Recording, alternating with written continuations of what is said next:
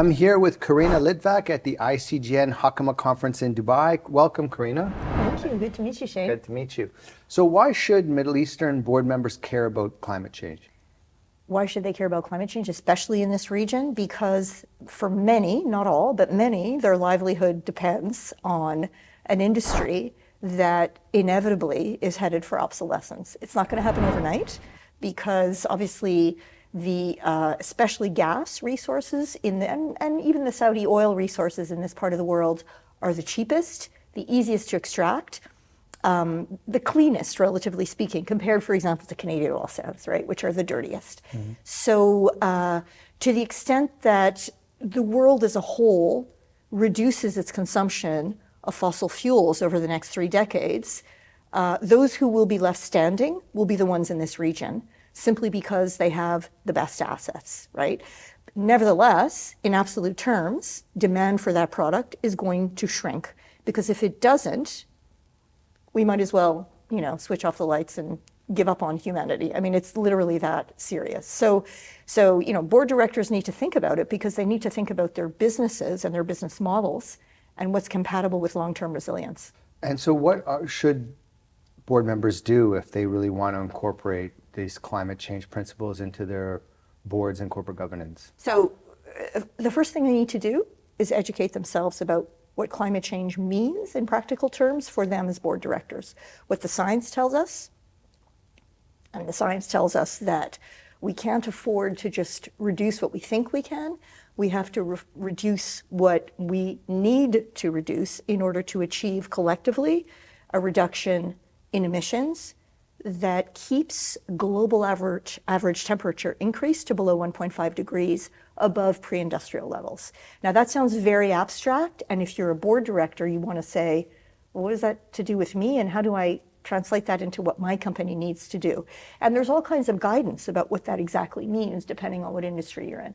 So if you're in aluminum or cement or automotive or chemicals or oil and gas, there's guidance on what your company needs to do. And when I was on the board of an oil and gas major, which by the way had a very large presence in this part of the world, we undertook an exercise to figure out what we needed to do in terms of not just reducing operational emissions, which is a must.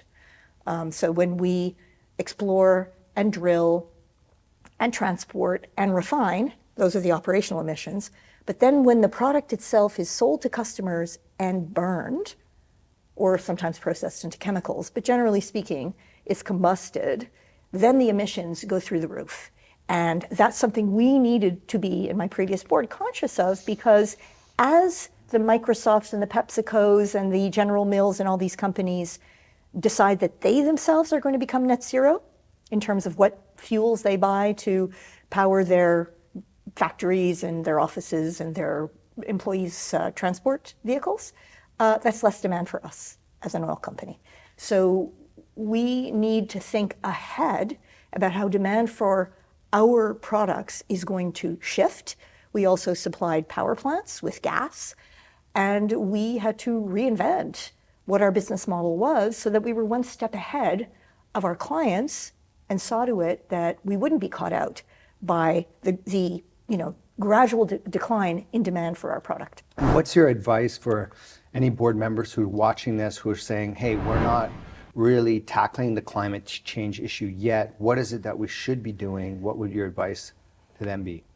My advice would be start worrying about it, because it's your job to worry about it. Legally, for a start, it's your obligation from a fiduciary standpoint to think about how what is widely known in not just the scientific community, but in the financial community. It is widely understood and accepted in the financial community that climate change poses the single greatest risk to global systemic financial stability, right? All the central banks of the world have said this, okay?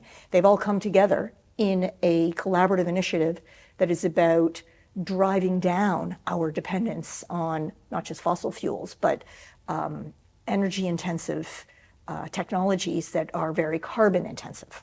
It's mainly carbon intensity rather than energy intensity. And so for any director in this region, whether they're in the oil and gas business, but also in cement, steel, chemicals, agriculture, aluminium, they need to think about how their businesses are going to have to evolve technologically in terms of the feedstocks that they procure to produce their product.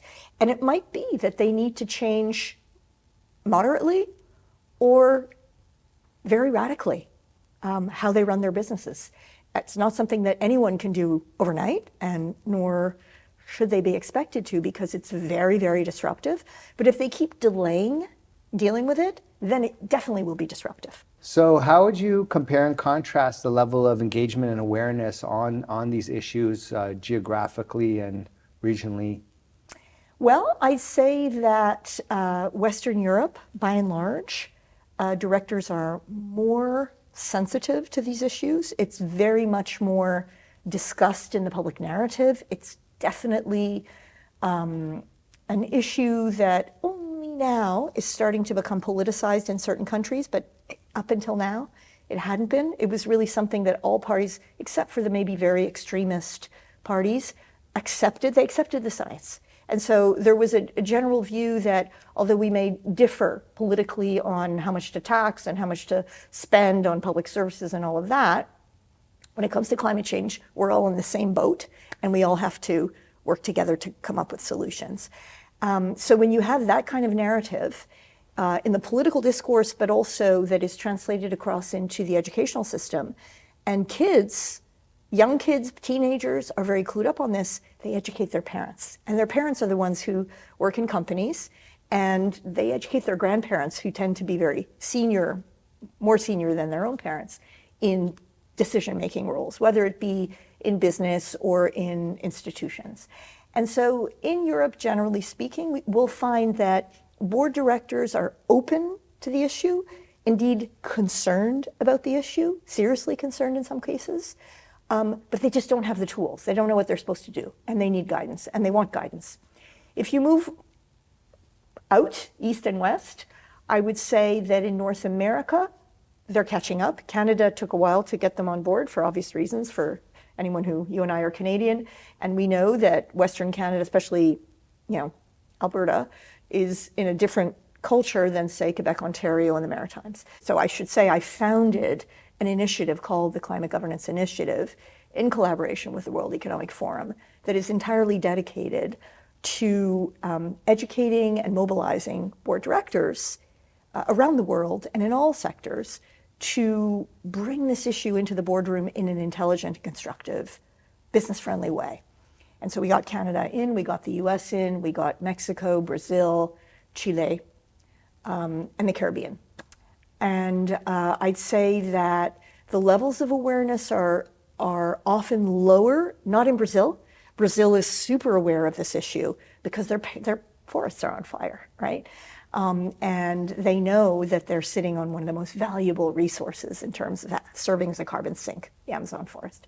So you do have awareness in these countries, but not the skills to bring it to bear in the boardroom and to shape strategic decisions for the board. So that's the piece that's missing. If you take the discussion to Eastern Europe, we're seeing real change. Why? Because many of those countries are now part of the European Union. They therefore have to implement the European Green Deal. And so they all know, even coal-dependent Poland knows that they need to deal with it. So the business leaders are quickly aligning with what you see in Western Europe. If you then move into Asia, trickier. Some countries are more clued up than others. We see good progress in Malaysia. But oftentimes there's an attitude, and you see this very much reflected in Africa, where we also have representation. There's a perception, which is not an unfounded one, which is, hold on a minute, we didn't create the problem. You guys in the North, the global North, the developed, the industrialized countries, you created this mess. So you have to fix it. Leave us alone. We're going to develop our oil and gas and our coal. And when we're good and ready, we'll think about, cutting back. But don't ask us to solve, to clean up the mess that you guys created. And that would be fair if we had the luxury of waiting, but we don't. We've been dragging our feet for 40 years on this. We've known for 40 years about the climate problem, and we've done next to nothing. And so we all have to jump in together, and there needs to be, financial support going from north to south, in the form of investment, but also subsidy. And there needs to be technology transfer in order to ensure that the very poorest countries that right now depend on cutting down trees to cook and to heat their homes can leapfrog the fossil, if you like, technologies, and go straight to the cleaner energies and the cleaner technologies, generally speaking. That's Karina Litvack and her insights into climate change and corporate governance. Thank you, Karina. Thanks for coming. Thank you, Shane. Pleasure to be here. Good to have you.